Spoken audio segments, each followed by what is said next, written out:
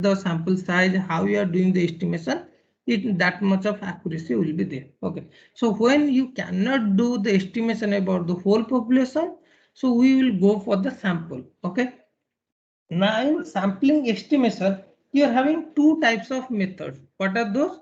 One is the parametric method, another method is the non-parametric method.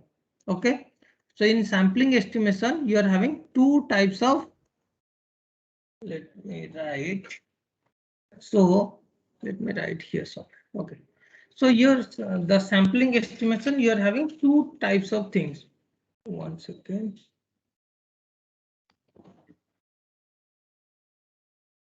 One is the parametric estimation, another is the non-parametric estimation. So what the parametric estimation, the definition is, so the sampling estimation,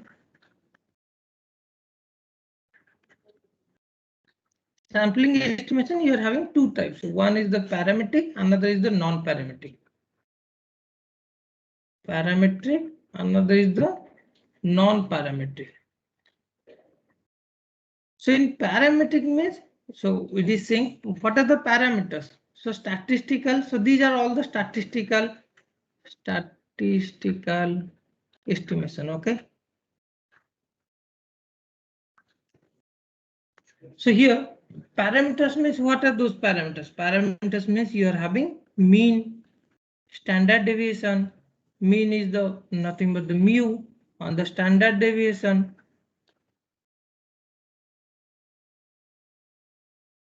Okay, so these are nothing but the parameters, or you may have different other parameters also.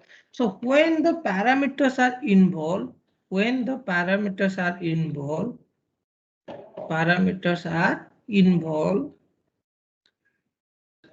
then those methods are called as the parametric methods. Okay, and what are those? For example, and all these are theoretical distributions. All those are theoretical distributions.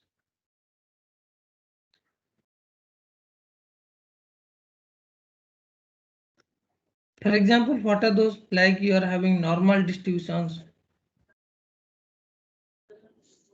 or you may have what are distribution like Gaussian distribution. What are the theoretical distribution you are having, and which involves the parameters mu, sigma, and those are nothing but the, what are those? Those are nothing but the parametric estimation, and you have studied that different distribution. You are having discrete distribution also. You are having continuous distribution.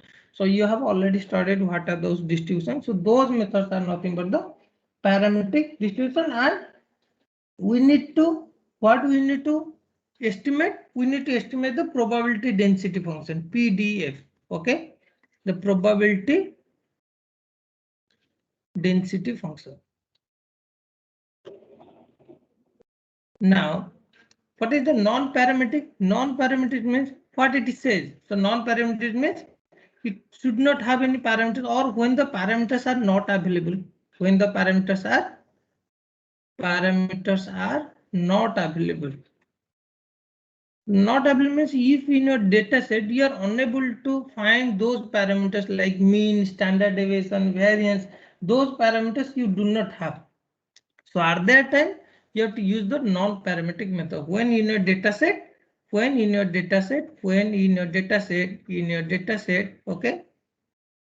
when your data set parameters are not available, what are those parameters? Like these parameters, mean, standard deviation, they are not available. Those methods are called how to. So what do you need to do? What is your target? Your target is to find the P of X, the probability density function of the data. So X1, X2 or some Xn data set are there, and you need to predict what is the P of X, probability density function. Okay. Now, when you do not have the parameters at that time, you have to use the non-parametric estimation. And the famous, there are so many different non-parametric estimation there. So the best example is the Cornell estimation. Okay, Cornell density estimation, Cornell density estimator, or you are having the histogram estimator, and so we are having here in our syllabus here mainly you are having three things. One is the histogram estimator, which is the most simple. So let me write the histogram estimator first. Okay, so Cornell density estimate, actually it is the famous one. Okay, so if someone is asking you what you know about the non-parametric, then you should say the Cornell density histogram estimation, also simple one. And another is the Nave estimator. Okay, so among them, they are having different properties they are having, but the histogram estimator, it is the simple one. Okay, then little bit the improved version is the, so better to write in the order. Okay, better to write in the order. So the histogram estimator is the simple one. Next, the modified is the Nave estimator. Then the last one is the Cornell density estimator.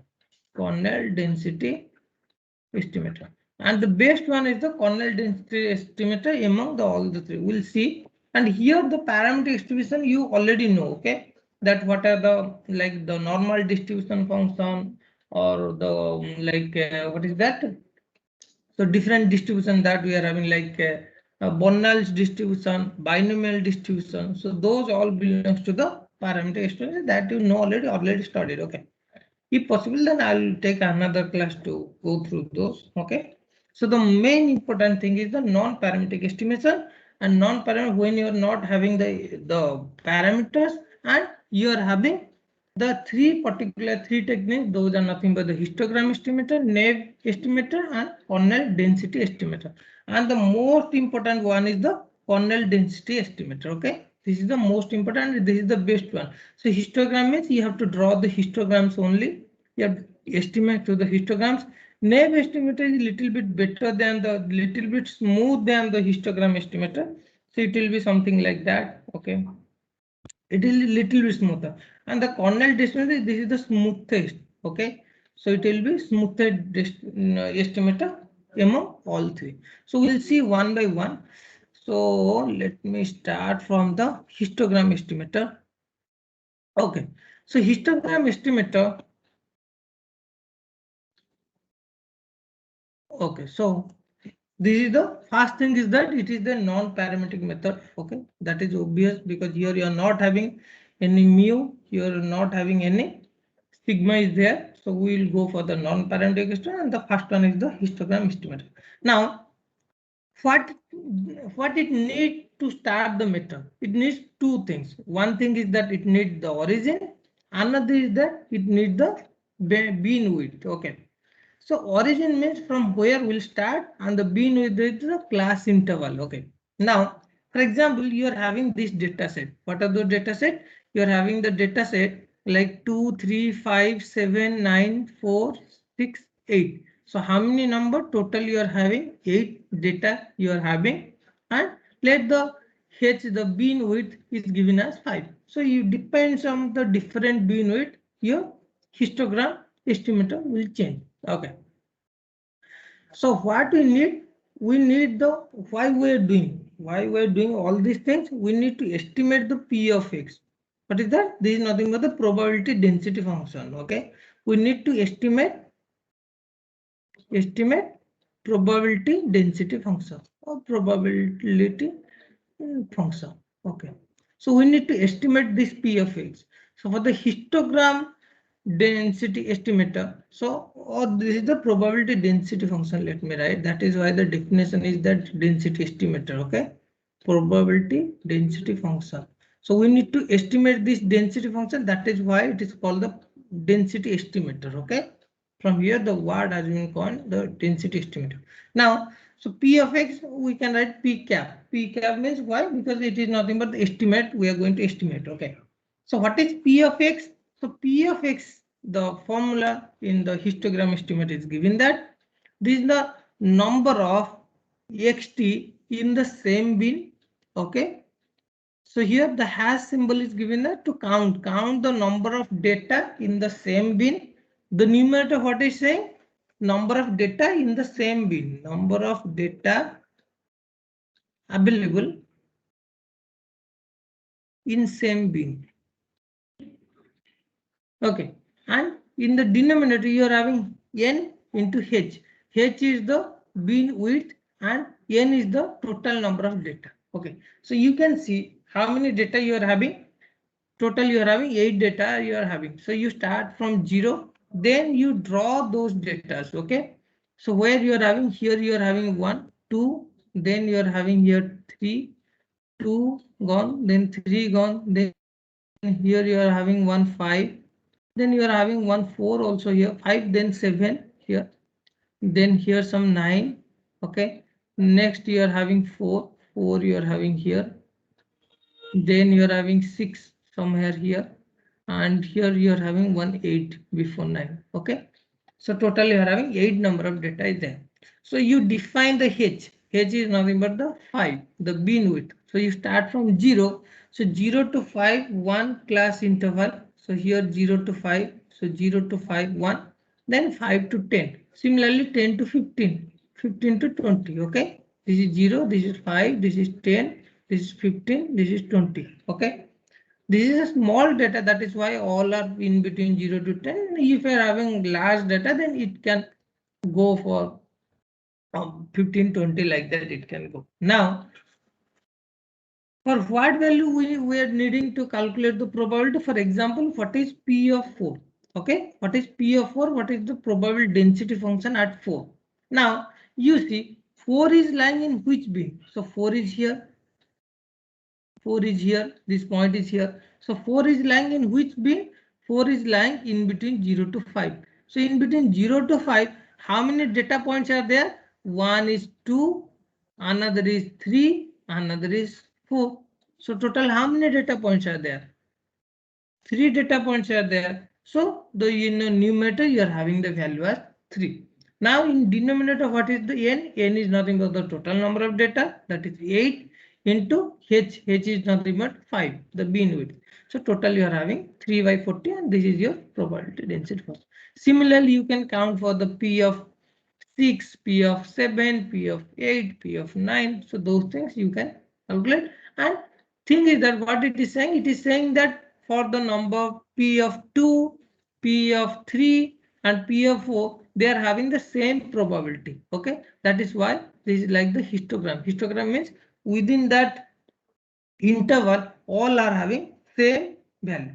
And when you are reaching the 5, from 5 to up to 10, then you are having the same value. So histogram is like that only, na?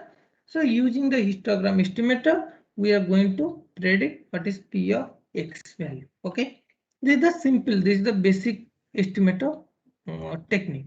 So next we are having, what is that? We are having the naive estimator. We are having the second one. So what is, so naive estimator is also a non-parametric method. Yes, it is a non-parametric method, but it does not require origin. Origin is not required. But what we require? Only we require the bin width. Origin is not required. Only we need the bin width. So how to calculate the naive estimator? To calculate the naive estimator, we are having this formula. What is that? P of X is nothing but count of, this is the hash symbol, is nothing but the number of data. Okay, so number of data that are lying in between x minus h by 2 to x plus h by 2. So here less than equal to is there, here only strictly less than is there. Okay, and in denominator you are having n into h, like to previous histogram estimator. Yes, same way, denominator you are having nh, and for example, you are having these data points you are having. Okay, so the data set is this one, is the data set. Here you have data nothing but 2, 3, 3.5, 4, 6, 10, 8, 11, and 12. Okay, so total you are having some 9 data are there. Okay, let the bin width is given as some 6 units, it is given. Okay, now we need to estimate the P of 4. So P of 4, so first thing is that you draw the data point. So you draw the data point. What is the, so how to find the class interval, how to find that interval? Okay, how to find?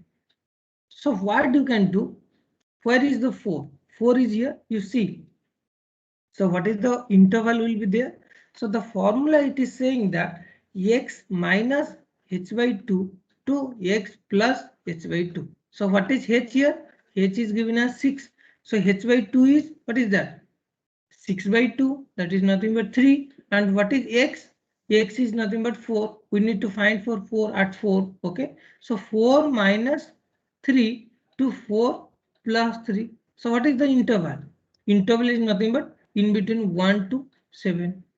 Getting or not? So to Sorry. find the yes, hello. How can we get the H value, sir? How to? The H value. How can we getting the H value, sir? It will be given in the question, or we have to find it. Yes, yes, yes. What different point?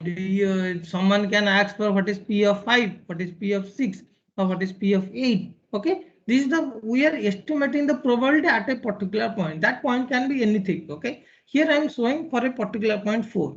It can someone can ask what is the probability at 3.5. Getting or not? Okay, sir. It is given. Okay, given means we are just taking for the P of 4. Now x minus h by 2. So your h is given, and so you can draw for different h value also. Okay, in a book like during the class I have shown for different h value how it is affecting your that graph diagram. Okay, so here so we have to sort x minus h by 2 means 4 minus 2, that means from 1 to up to 7 we have to sort within this region. We have to sort the so here, where is the 1? So you can say your 1 is somewhere here after 0, okay? And your 7 is after 6, somewhere here. That this is the region, okay? So in this region, so it is saying that count how many data point is lying in this region in between 1 to 7. How many data points are lying in between 1 to 7? See, what are those data points? 1 point is 2 will lie, then 3 will lie, then 3.5 will lie, then 4 will lie, then 6 will lie. How many data points are there? Total you are having 5 data points. That means in the numerator you are having 5. And denominator, what is n? N is nothing but the 9, and h is nothing but the class width, nothing but the 6. So this is nothing but this is the probability estimator at the point 4. Similarly, you can find the probability estimator at other point also. Okay. Now the naive estimator, this is little bit smooth than the histogram estimator. Okay, this is little bit better because we need the smooth diagram. Okay, and so that you can predict the p of x in a perfect way. Okay, so this is the what is that naive estimator. The most important one is the Cornell density estimator. So the Cornell distribution estimator is also a non-parametric method, and the Cornell density estimator, density is nothing but the probability density function or probability function. For continuous case we used to say density. Okay, so that is why the estimator is nothing but the Cornell estimator, Cornell density estimator, and it is also called as the KDE. Okay, Cornell density estimator. So the Cornell density estimator, it is inspired from the naive estimator. Okay, how so? You know that you have already seen that naive estimation formula P of x is nothing but the count the number of data those are lying in between x minus h by 2 to x plus h by 2 divided by nh. Okay, that we have seen. Now how we can do little bit simplification. Okay, what you can do, you take this expression. Okay, the same expression we are taking, we are not taking anything different, exactly same. Now you multiply the expression with -1. So if you are multiplying the expression with -1, so this is will be minus x plus h by 2, then the sign will change, so the less than will be greater than. Okay, and here minus x to the power t means this is not x to the power t, this is the x of t. Okay, and here this less than will become as greater than, and this is nothing but minus x and minus h by 2. Now you add the plus x. So if you are adding plus x, this minus x will be eliminated here. This minus x will be eliminated here because minus x plus x will become 0. And here you will have left hand side, you will have h by 2. And in the middle part, you will have plus x minus x of t. And it is greater than, it is strictly greater than. Okay. Not, okay. So this is greater than minus h by 2. Okay. Now you divide the expression with h. So if you're dividing the expression with h, so what it is becoming? It is becoming 1 by 2, and it is x minus xt divided by h, and it is greater than, what is that? Greater than my, here also you divide h, na? Both the side, left hand side, right hand side, middle position, everywhere you have to divide with h, and it is becoming minus 1 by 2. Now it is saying that one number is there, okay? One number is there which is greater than minus 1 by 2 and less than 1 by 2. What is that mean? See, you are having minus 1 by 2 is here, you are having plus 1 by 2 is here, and here some 0 is there. Okay, it is saying that one number is there which is greater than minus 1 by 2, but it is less than plus 1 by 2. That means if we are taking the mod, or mod means if you are taking, you are ignoring the sign. Mod means it will be always positive, whether it is negative or positive, the mod will always lie in this region or not. Mod means always the value will be less than 1 by 2 or not. Whatever the data, for example any data, okay, for example in between minus 5 to 5, okay, one number is there, then we can write the mod of x, whether it is a negative or positive, it will be always less than 5 or not. Yes, sir. For example minus, what is that, minus 4.5, okay, so minus 4.5, if you are taking mod, that will be 4.5, it will be less than 5 or not, or you can take let 3.5 plus 3.5 also take 3.5, mod will be always less than 5 or not. So if something is there in between minus x minus a to a, then you can say the mod means irrespective of the sign, it will be always less than of 5. Okay. So if you are taking the mod, then it will be always less than 5. So using the same thing, same concept. So if some number is less than, if it is lying in between minus 1 by 2 to plus 1 by 2, if you are taking the mod, then it will always less than 1 by 2. Getting or not? Is it okay? So that expression is important. Okay. So now what it is saying, the number of data points that are lying in between x minus h by 2 to x plus h by 2, it will also satisfy this condition. If it is satisfying this condition, then it will satisfy this condition also.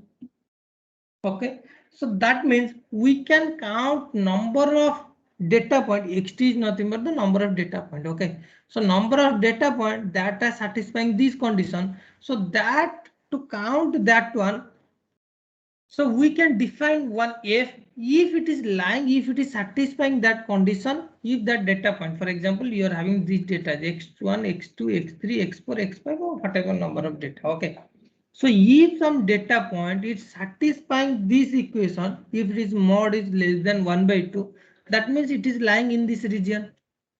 Are you getting?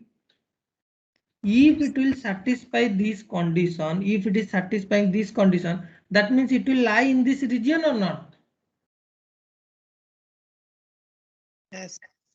So what we can say, we can define the function such a way that if that data point is lying in that interval, that means it is satisfying that condition. If satisfying, then we'll give the function value 1. And if it is not satisfying, we'll give the function value 0. That means it is not lying in a region, in that is it is not satisfying our condition, then we should not consider that data point when you are having the function value 0. And that function value you can define as function of this one. Okay, function means it will take those data points that are lying, that are satisfying this condition, mod of that this is less than 1 by 2. Okay, so that we are writing in terms of f. So it is called as the kernel function. So so this is some people they used to like the k is the kernel function. Okay, or like it is a normal function, so we are writing the f. Okay, actually in the book it is written as the kernel function, that is nothing but the k. Okay, now so here what is that? So this is your kernel function, and So we got this expression. Okay, we got this expression. We got now the probability. So this is your P of X. Okay, so the probability function now it is defined. How it is defined? The probability function it is defined as that 1 by nh sum of f of that data and the Cornell estimator. So how it is different from the Naive estimator? In the Naive estimator, you are having only what you are having. So only you are having the only 1 and zeros. Okay, only you are having two estimator. But in Cornell estimator, what we are doing, we are considering the contribution for each point. Okay, contribution for each point, and the Cornell the function k, like we use the function here f or the k function. Okay, the k function can be, this is k of the function is nothing but the k of something. Okay, k of that condition. Okay, now the Cornell function that k of x can be different way. Okay, and you can follow out that what we are discussing. So when we discuss the Cornell estimation, I have shown you different estimation were there. Okay, among those estimator, the Gaussian Cornell estimation is the famous one. Okay, it is the best one, and it is the means the people used to follow the Gaussian Cornell. You can see the in our slide I have shown at that time. In Cornell estimation, you are having different distributions. Some 4 or 5 distribution I have shown. Among them, the Gaussian distribution is the best one, and the Gaussian distribution function is nothing but k of x is equal to 1 by root of 2 pi e of means exponential of minus x square by 2. Okay, so now this is your Gaussian distribution, this is your the probability density function, and this is the normal difference that histogram. This is the graph, this is the Naive estimator, and this is the Cornell. So you can see the Cornell estimator is the smoother than the histogram estimator, than the Naive estimator. Okay, and there are so many why we are using. So there is one example here also. So what we are using, why we are using the Cornell density estimation, because this is first thing is that we need to find the smooth probability density function or cumulative density function. Okay, this is the best use. Okay, and the second is that it is having less restriction and it is having less assumption because it is parameter free. There is no parameter, there is no condition that what should the mu value, what should the it can be anything. For example, so Cornell density means when you are using this Gaussian distribution. Okay, so actually you are converting the graph to the from histogram. We are converting when you are using this Gaussian Cornell distribution. We are actually converting the histogram to the normal curve.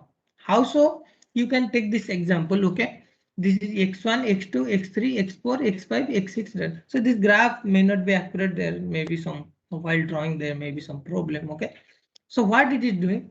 So first here the class interval we are dividing it to. So I'm just explaining, you just draw the graph perfectly. Okay, so this is not drawn perfectly. So we are dividing the interval to the equal parts, -5 to minus 2.5, minus 2.5 to 0, 0 to 2.5, 2.5 to 5, 5 to 7.5, 7.5 to 10. Okay, with the interval of 2.5, 2.5 we did. So then you can draw that how many data points are there in between -5 to 2.5. Okay, so that is nothing but the height. The height is nothing but the number of data points that are lying in this region -5 to 2.5. Okay, then -2.5 to 0, how many data points are lying? Okay, that you draw as another curve, and this is nothing but this coordinate is nothing but the percentage. Percentage means how many data points are there, and that is nothing but the probability. Okay, how many data points are lying. Okay,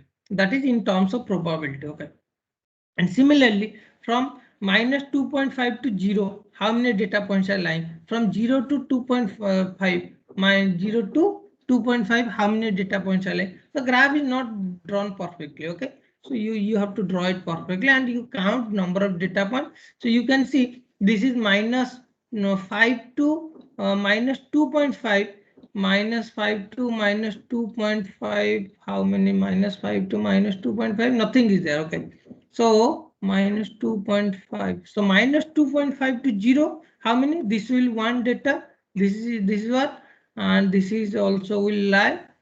So 3 data points are there. Okay, so similarly, you can draw that in between 0 to 2.5, how many are there? Okay. Now what we are doing, how the cornell density estimate is different. So instead of drawing this is the histogram density estimator. Okay, this is your histogram density estimator. So instead of drawing estimator, we are drawing the normal distribution curve. Where in cornell density estimator, this is nothing but the for each data point you are drawing the. So if some at some particular point, if you are having two graphs are there, then both will be added and you will reach, this is the final graph. The upper part is the final part. So when you are having two normal distribution curve, so if both will be added, the heights will be added. Here also, I think two data points will be same, and one that column will lie upon the other. Okay, that you have to check. So if the same data point is lying, means at the same interval, if you are having two data point, then if the two data it is repeating, then one will lie something another. And so you see exactly same way in the normal distribution curve. If the both are there, then you add them, then here height will be increased. Like that you have to do. So the Cornell density estimator is the smoother than the histogram estimation, than the Naive estimator, and these are the things. And we'll discuss the next thing in the next class, in the tomorrow's class, and we go through the that book and the